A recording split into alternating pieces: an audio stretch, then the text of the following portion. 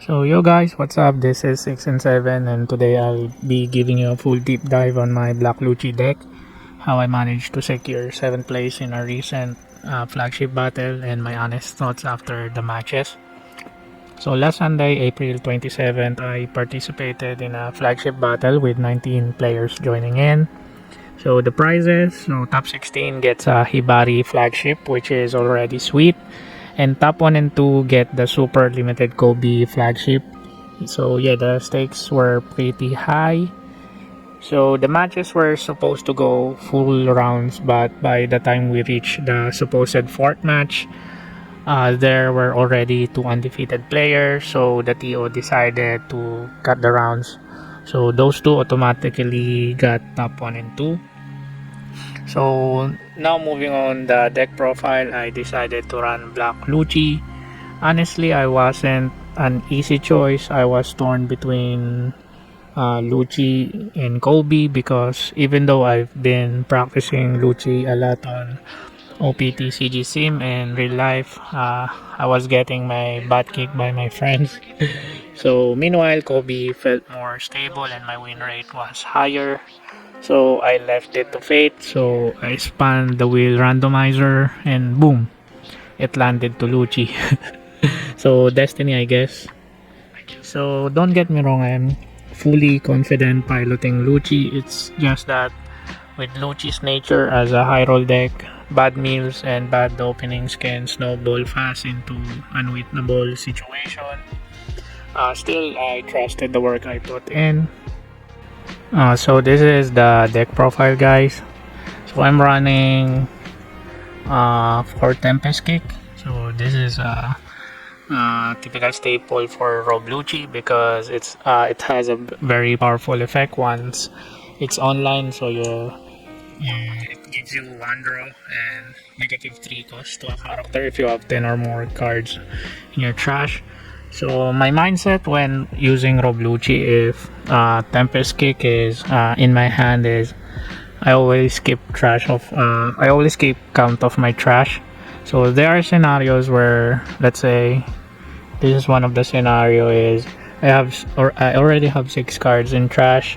So if my opponent swings, I typically counter that with 1 or 2 cards depending on their swing. So on my turn, if let's say I have 6 trash, right? Then I counter 1 card, so that will be 7. And on my turn, I swing with Lucci.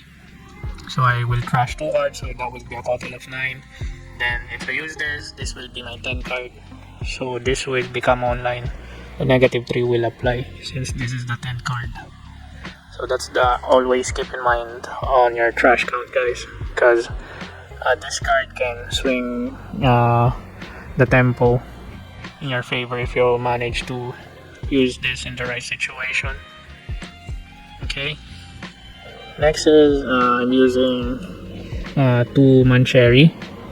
So this card is like a secret agent, guys. If not noticed, yeah, you can use Rebecca simultaneously. You can abuse your trash, in short, because her effect is you bottom deck 2 cards, then you can add a character from your trash, cost between 3 and 5. So you can recycle Brook, Laboon, Kuzan, Bartolomeo, which is a 2K counter, Shiroshi, many characters, guys.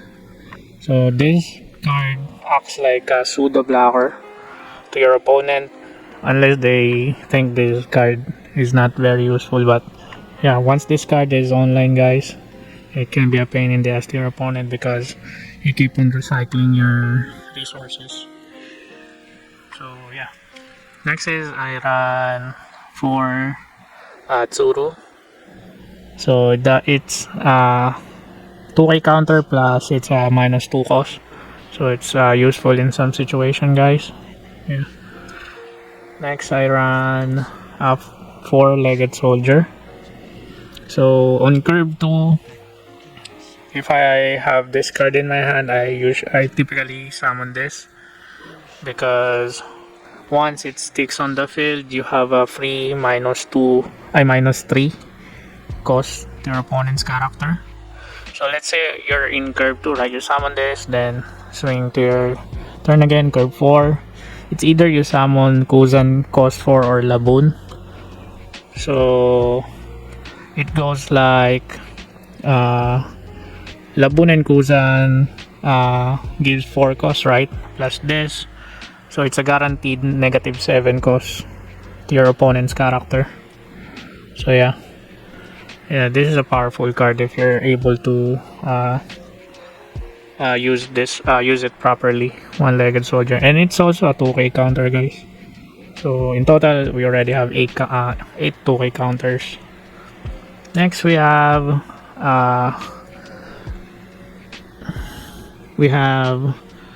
Nefeltari Cobra. So he's a blocker, and his on-play effect is you trash the top card of your deck. So if you don't have one-legged soldier, you can summon this card as a blocker on your curve 2, and it means 1 card, so it kind of builds up your trash. Yeah, it's also a blocker, guys. It can help you, prolong your life until you set up your board, and it's also good against aggro decks. Next, we have the usual 4 Brooks. So yeah, very powerful card because it provides 1- cost on play and when attacking. Then if it manages to reach a character with 0 cost, it KOs them. You can feel this card's power if Kuzan cost 10 is already on the field. It can KO your opponent's boss cards. Yeah, powerful card. And Rebecca abuses this card because Rebecca can add this and summon this at the same time. So next we have a set of Bartolomeo. So he's also a blocker and a 2K counter. So in total, yeah, I have 12 counters, 12 2K counters on my deck. So that's a pretty decent ratio for 2K counters, and can be added. Bartolomeo can be added by Rebecca and can be recycled by Mancheri. So yeah. Next we have typical for Rebecca, because Rebecca can recycle Brook and other important characters like Lucci or Jack, because Rebecca can recycle characters between 3 to 7. So yeah, if only we still have Moria. You remember that, guys? Moria, Rebecca, then I don't know, Tsuru or Helmepo. Then Rebecca will recycle Spandine, and Spandine will summon Lucci. God damn, wombo, guys. So yeah, we have a lot of blockers in this build because we need to prolong our life until we summon Kuzan 10. So next we have for Rob Lucci. So Rob Lucci is still a very powerful card because it can KO 2 characters at the same time, and this card really shines if Kuzan 10 is already on the field. So just imagine your boss cards getting KO'd simultaneously. Yeah, powerful card. So next we have 3 Kuzan. So on play, draw 1 card, then when attacking, -4. So this card also acts like a pseudo blocker because if this card sticks on the field, yeah, it's like a mini Ice Age, guys. So your opponent can't ignore this. Next we have Laboon. So if you ask me if you have Laboon or Kuzan in hand, who will I summon? Normally I summon Kuzan instead because it gives you a draw 1 effect, and Laboon has a 1K counter, so if you don't want to use him, you can just throw him as a counter instead. And also when you summon Laboon, it's not I think the usual case where you're gonna KO some some character on your opponent's side of the field. So yeah, I tend to summon Kuzan instead because I also want the draw one effect. Yep, and it's also a safe play in case they remove this. At least you manage to draw one in exchange, right? So yeah. So next we have another blocker. So this is Shirahoshi block. So on play, it's a -4 cost. This card shines, guys, if you already have like Jack on the field or other cards that you can protect. Just imagine Jack is already on the field, then you summon this. So if you can be confident that your Jack will not be KO'd by a hard swing, guys, because you can just block with Shirahoshi. So next we have, this is a new added to my build. So this is Garp. So this is an OP1 card. So his effect is you activate main, you rest this card, and KO one of your opponent's character with a cost of 4 or less. So yeah, he's a bigger threat actually compared to Jack, because Jack only KOs 3, right? So yeah, this card is also a pain in the ass if Garp sticks on the field. So they tend to remove it as much as possible. Okay, so it's only 2 and it's a counterless. That's the only downside of Garp. And yeah, the trash one, it can kind of burn your hand if you keep using this. So just weigh your options when using his effect. So next I have I'm running 3 Jacks. So yeah, still a very powerful card. So in the format, I prioritize going second because I think the deck goes very well going second because of the curve. It's like I prioritize 2, 4, 6, 8, and 10 for the boss. So if ever my opponent decided for me to go first, I make sure that I have a Jack in the opening hand because my curve will be 1, 3, 5, 7. Yeah, he's a 7 cost, guys. So make sure I have Jack on my opening. So yeah, I can have a bit advantage in the mid game. Okay, so next we have our boss card, Kuzan. So this card is very powerful, guys. If this guy sticks on the field, yeah, you will not be worried about their characters anymore.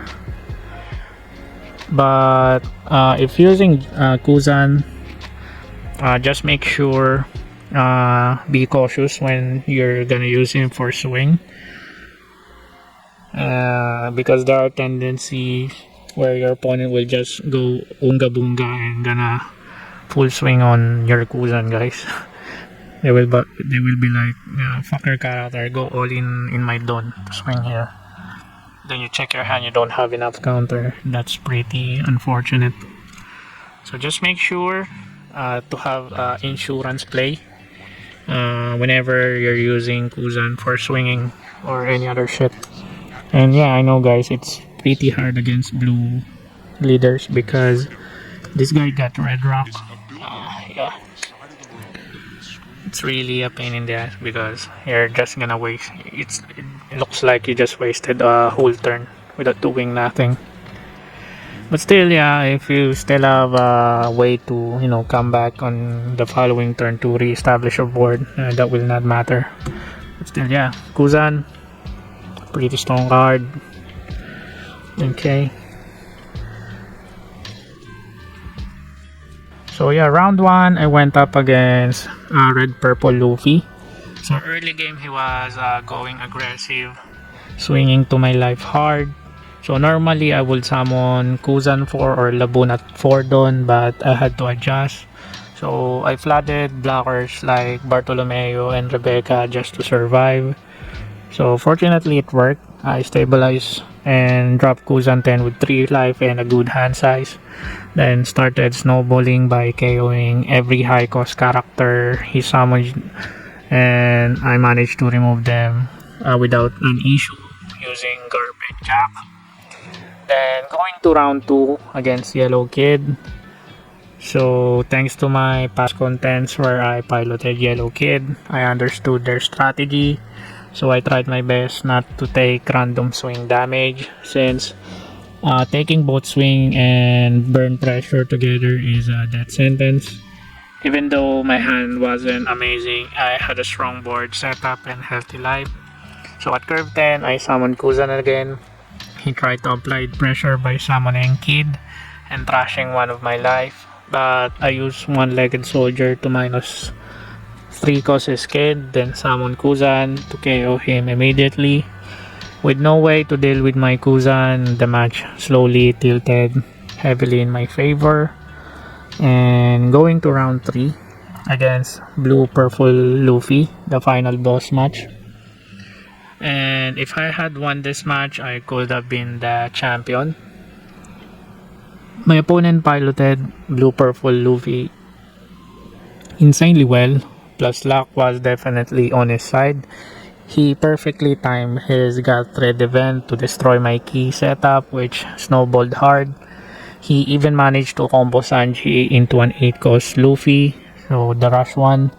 And by the time I hit curve 10, I was down to 1 life. He pressured me non-stop, and when I tried to stabilize, he used another God Thread to remove my last standing blocker, sealing the game. So overall, I'm super proud of my 7th place finish. I learned so much about Lucci's matchups, how important it is to stabilize early and adapt depending on opponent's decks. I hope my deck profile, round breakdowns, and insights help you guys. And I'll keep grinding, keep practicing, and hopefully next time we push even higher. So this has been 6 and 7. If you enjoyed my video, don't forget to like and subscribe. And for more deck profiles, deep dives, and tournament journeys, and catch you guys on the next one.